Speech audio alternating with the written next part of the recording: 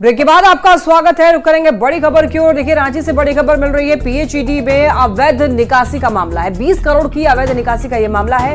ED पूछताछ कर सकती है इस मामले में और जेल में बंद आरोपी से पूछताछ करेगी ईडी। आरोपी कैशियर संतोष से पूछताछ संभव है। और आपको यह भी बता दें कि संतोष को रांची पुलिस ने गिरफ्तार किया था। फर्जी बिल देकर निकासी की गई थी। ईडी ने केस को टेक ओवर किया। संतोष की निशानदेही पर 51 लाख कैश बरामद।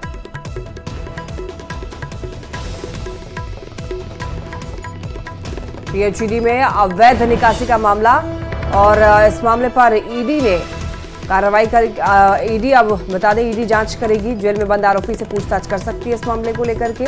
आरोपी कैशियर संतोष से पूछताछ संभव है। 20 करोड़ की अवैध निकासी का ये मामला बताया जा रहा है पीएचईडी विभाग से। बता दें जेल में बंद आरोपी से पूछताछ कर सकती है ईडी। संतोष को रांची पुलिस ने गिरफ्तार किया था।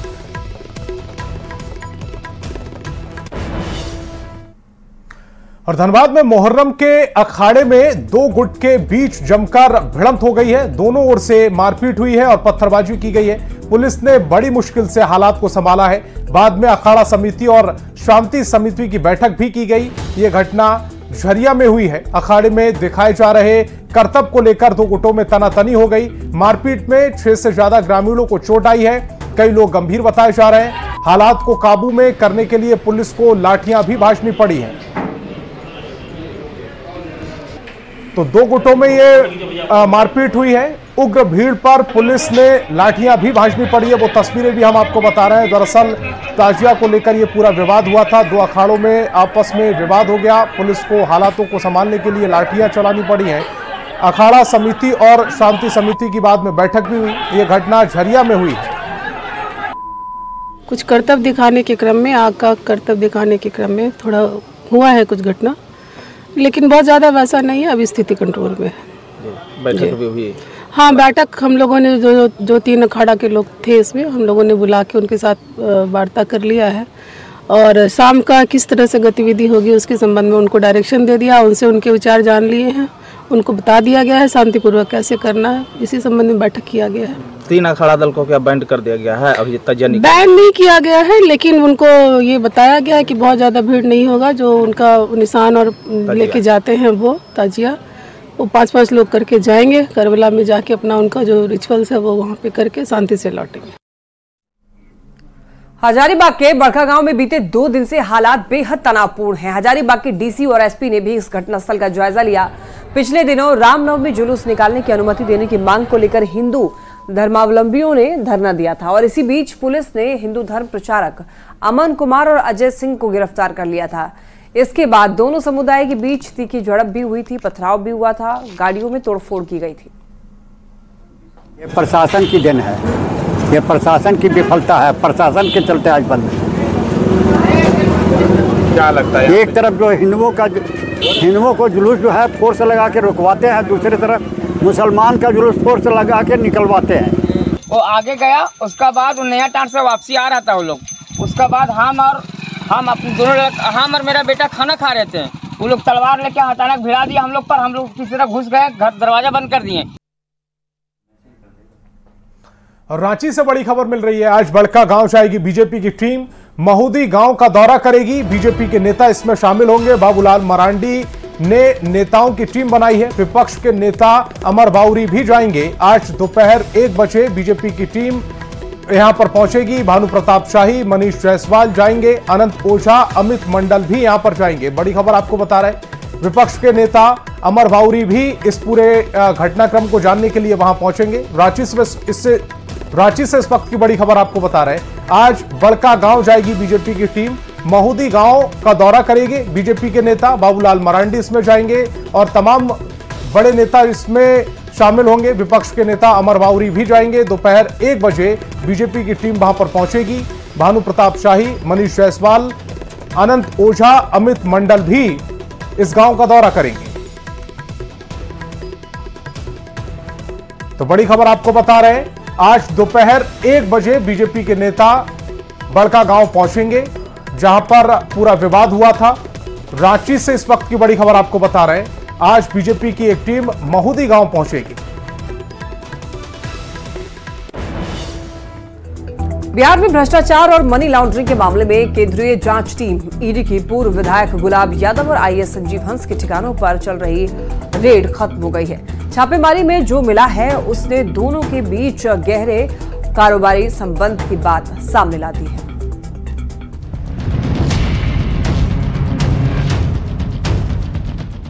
बिहार के सीनियर आईएएस अफसर और ऊर्जा विभाग के प्रधान सचिव संजीव हंस के साथ ही पूर्व विधायक गुलाब यादव के ठिकानों पर ईडी की मंगलवार को छापेमारी हुई। 4 राज्यों के 20 ठिकानों पर 32 घंटे तक चली कार्रवाई खत्म हो चुकी है। छापेमारी के बाद दोनों के बीच गहरे कारोबारी संबंध का खुलासा हुआ है, क्योंकि जो दस्तावेज मिले हैं वो बता रहे हैं कि आईएएस संजीव हंस पूर्व विधायक गुलाब यादव के कारोबार में पार्टनर हैं।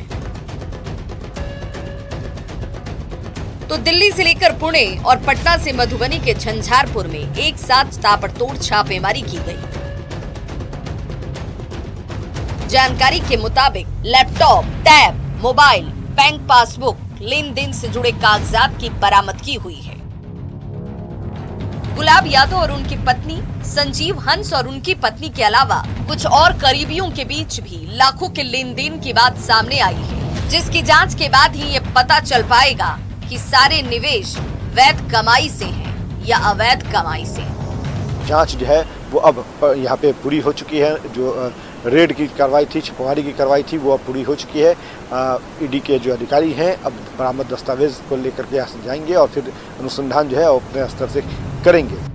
1997 बैच के आईएएस अफसर संजीव हंस अभी बिहार के ऊर्जा विभाग के प्रधान सचिव हैं।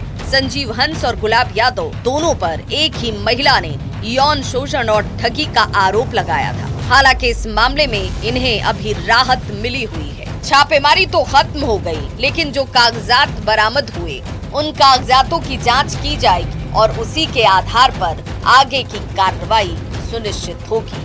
न्यूज़ 18 के लिए पटना से अमित कुमार की रिपोर्ट। और बिहार सरकार को सुप्रीम कोर्ट से बड़ा झटका लगा है। बिहार सरकार ने ताती तत्वा जाति को ईबीसी से एससी में डाला था, लेकिन कोर्ट ने इन फैसलों पर रोक लगा दी है और ताती तत्वा को वापस ईबीसी में डाल दिया है। कोर्ट ने कहा है कि राज्य सरकार को संसद के अंदर कानून में छेड़छाड़ का अधिकार नहीं है। लिस्ट में छेड़छाड़ का अधिकार किसी को नहीं है।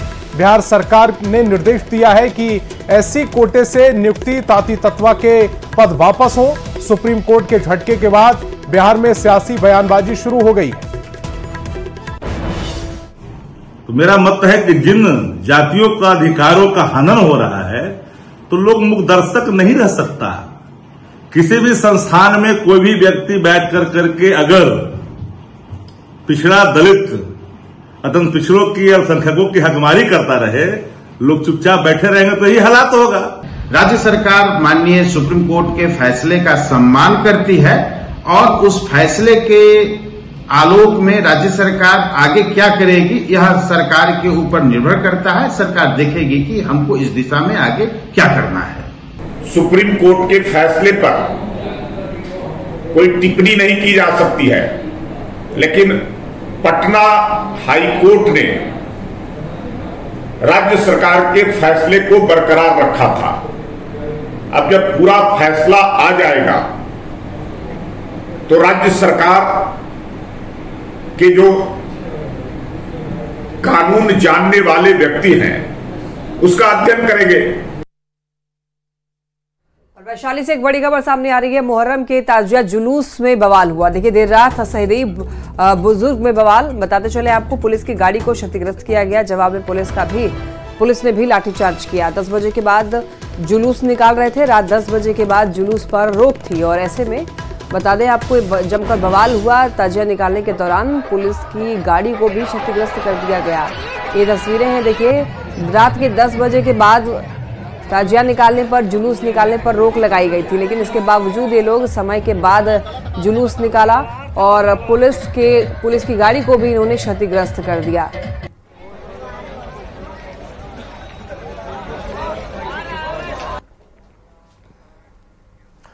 राजधानी रांची समेत राज्यभर में बालू संकट गहराता ही जा रहा है। राज्य सरकार गरीबों को अबुआ आवास देने का वादा कर रही है, लेकिन बालू मिलने की कोई गारंटी नहीं है, क्योंकि घाटों पर स्टॉक किया गया बालू नहीं उठ रहा है। कुछ स्टॉकिस्ट बालू बेच रहे हैं, लेकिन मोटा पैसा वसूला जा रहा है। वहीं रात के अंधेरे में तस्कर हाईवा, ट्रैक्टर व अन्य वाहनों से अवैध तरीके से बालू ढुलाई की जा रही है। नतीजतन 3000 रुपए में मिलने वाला 10 CFT बालू के लिए अब आम लोगों से 10,000 रुपए वसूले जा रहे हैं। इससे नाराज अबुआ आवास योजना की महिला लाभुकों ने अनोखा प्रदर्शन किया है। अनगढ़ा प्रखंड के चतवा गांव की महिलाओं ने क्षेत्र में घूम घूमकर तराजू से तौलकर 100 रुपए प्रति किलो की दर से बालू बेचा। महिलाओं ने कहा कि बालू नहीं मिलने के कारण घर बनाने का काम नहीं हो पा रहा है। 15,000 रुपया टर्बो 15,000। बिहार सरकार के सहकारिता, वन एवं जलवायु परिवर्तन मंत्री डॉक्टर प्रेम कुमार आरा पहुंचे, जहां कार्यकर्ताओं ने उनका जोरदार स्वागत किया। प्रेम कुमार स्थानीय वीर कुंवर सिंह रमना मैदान पार्क में पहुंचे, जहां पर उन्होंने एक पेड़ मां के नाम कार्यक्रम के तहत पौधा लगाया और सहकारिता मंत्री ने बिहार के लोगों से पेड़ लगाने की अपील की। हाल के दिनों में भीषण गर्मी पड़ी थी, जाकर हीट वेव था।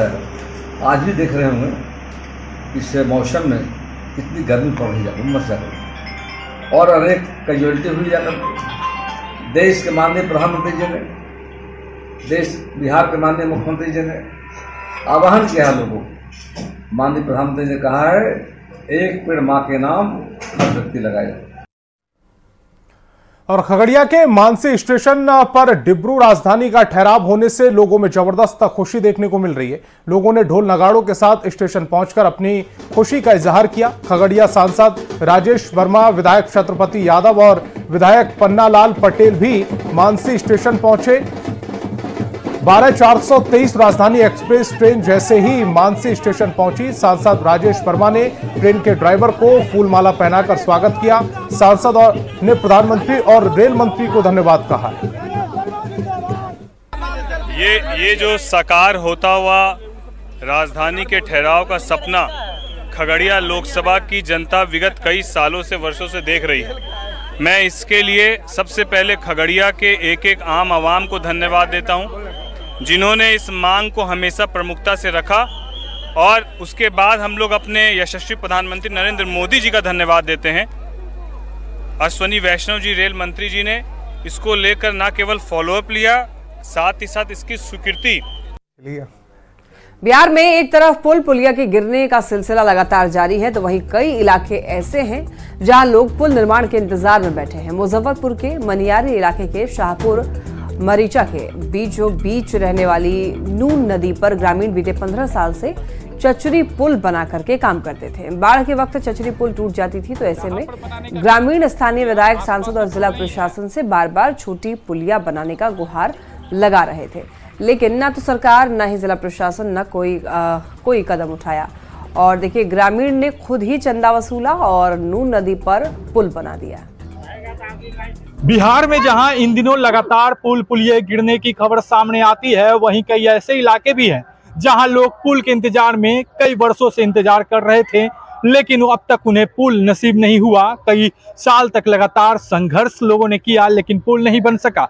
ऐसे में हम मुजफ्फरपुर के मनियारी इलाके के शाहपुर मरीचा गांव में हैं, जहां पर अंततः लोगों ने अपने मेहनत से और अपना खर्चा निकालकर अपने खर्चे से पुल का निर्माण कराया है। ये आप देख रहे हैं, शाहपुर मरीचा पछियारी टोला है और नून नदी है, और इस पर 15 वर्षों तक लोग चचरी पुल के सहारे पार करते थे। बाजार जाना होता था या फिर किसी भी तरह के काम के लिए जाना होता था तो उन्हें चचरी पुल पार करना पड़ता था, लेकिन परेशानी होती थी। कई बार सरकार, जो मंत्री हैं या फिर स्थानीय विधायक हैं या फिर जिला प्रशासन है, उनसे इन लोगों ने अपील भी की कि एक पुल जो है वह बना दिया जाए, लेकिन नहीं बन सका। तो ऐसे में लोगों ने ठान लिया कि अब खुद ही चंदा इकट्ठा करके पुल बनाएंगे। यहाँ के स्थानीय ग्रामीण लोग हैं जिन्होंने पुल बनवाया है। यहाँ पर पुल बनाने की क्या जरूरत पड़ गई? हम लोग को 15-20 साल से बहुत ज़्यादा कष्ट होता था। इसमें आने के लिए बहुत 4 से 5 किलोमीटर दूर जाना पड़ता था बाजार या हाट के लिए। तो हम लोग संसद, विधायक से सबसे गुहार लगाए, लेकिन कोई आदमी सुने नहीं। कितना दिन में पुल तैयार हुआ है? 1-1.5 महीना में आने की लगा। इसमें लोगों को काफी परेशानी होती थी, आने जाने में परेशानी होती थी, यानी कि वो बांस का आने की पुल था, पहले आने की चचरा डाल करके लोग आना आवागमन लोग का रहता था। इसके बाद आदमी को जब नहीं बर्दाश्त हुआ तो अपना सभी लोग सहयोग करके चंदा बांध करके अपना ये लोग अपना बनवाए हैं अपना पुल। इससे राहत अब मिल जाएगी लोग? हाँ, लोग के मिलेगा राहत अब। ये पुल निर्माण हुआ, ग्रामीण है आप लोग भी? जी ग्रामीण। आप लोग के सहयोग से बना? जी, सब आदमी के सहयोग से। क्या मतलब लगातार आप लोग मांग करते रहे लेकिन पुल नहीं बना, तो अपने हाथ से बनाना पड़ा? हाँ, सबसे मांग किया गया लेकिन कोई नहीं सुन रहा। पब्लिक सब मिल के अपने समाज के आदमी से मिल के पुल बना। लेकिन कहीं ना कहीं ये बड़ा सवाल उठता है कि जहाँ पर पुलियों को लेकर लगातार सियासत हो रही है, वहीं मुजफ्फरपुर में लोग खुद पुल निर्माण करने पर विवश हैं और उन्हें सरकारी सहयोग भी नहीं मिल पा रहा है। मुजफ्फरपुर से न्यूज़ 18 के लिए प्रियांक सौरभ। और 5 नदियों से घिरा पूर्णिया के वायसी अनुमंडल में लाखों लोग हर साल बाढ़ और कटाव की पीड़ा झेलते हैं। मवेशी की कौन कहे, छोटे छोटे बच्चे, बुजुर्ग, महिलाएं और आम लोग परेशान हैं।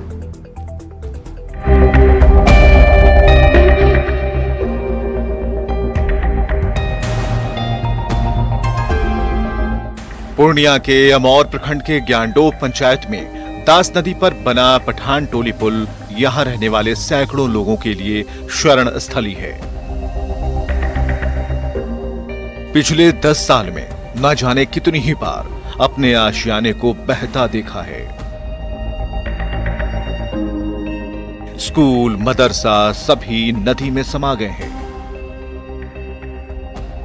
और आजाद नाम का ये बच्चा पानी में अपनों के साथ घिरा गुलाम सा दिखता है। बात अब पक्के आशियाने की नहीं, प्लास्टिक की पन्नी से सिर छुपाने की हो रही है। सर इतना खराब है कि बोलने का बात नहीं। ये 3 बीघा बदले, 3 बार बदले हैं। हाँ, 3 बार बदले। गरीब आदमी कहाँ से पैसा लाएंगे कि बात निकलिएगा। मतलब घर बनाते हैं फिर तोड़ना पड़ता है। हाँ, तोड़ना पड़ता है कि दमचल कर देगा। कटाव के मुहाने पर एक एक कर सभी आशियाने धार में समाने का इंतजार कर रहे हैं। मवेशी भी पुल के नीचे उफनती नदी को देख व्याकुल हैं। कनकई और दास नदी का रौद्र रूप यहाँ के रहने वाले लोगों के लिए आदत है, लेकिन अब इस आदत से निजात चाहिए, क्योंकि ये भी वोटर हैं और खुद से जुड़ी समस्याओं का इन्हें अब किसी से आश्वासन नहीं, निदान चाहिए। हमारा घर यही है, माल का घर कट गया तो माल ला करके देखिए, यहाँ प्लास्टिक भी नहीं देता सरकार। बांस नदी और कनकई नदी दोनों ज्वाइन हो गया। इससे बीच में घर है, किधर निकलेंगे। ज्ञानडोब पंचायत के नगरा टोला के लोगों तक न्यूज़ 18 ने पहुंचकर उनसे केवल बात ही नहीं की, बल्कि एक आस भी जगाई है कि संबंधित अधिकारी और विभाग उनके लिए कुछ करेगा।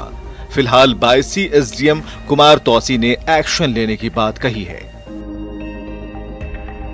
बहुत ज्यादा पानी नहीं आया है, बाढ़ की स्थिति अभी नहीं बनी है। जो नदी का किनारा है वहाँ पे कुछ जगह पे कटान हो रहा है, तो फ्लड फाइटिंग का काम भी हमारा उसी अनुसार हो रहा है। जैसे बाइसा में कुछ जगह है, रंगरैया लाल टोली हमारा अमौर में है, बाइसी में है।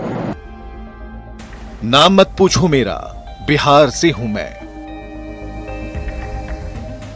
जात मत पूछो मेरी, एक बाढ़ पीड़ित हूं मैं। मुझे मदद की आस है, जिन्हें वोट दिया उन पर विश्वास है। सुना है सरकार नाम है उनका, जिनसे हमारा सरोकार है। डूब रहे हैं हम सभी, मदद की दरकार है, मदद की दरकार है। कुमार प्रवीण, न्यूज़ 18 पूर्णिया।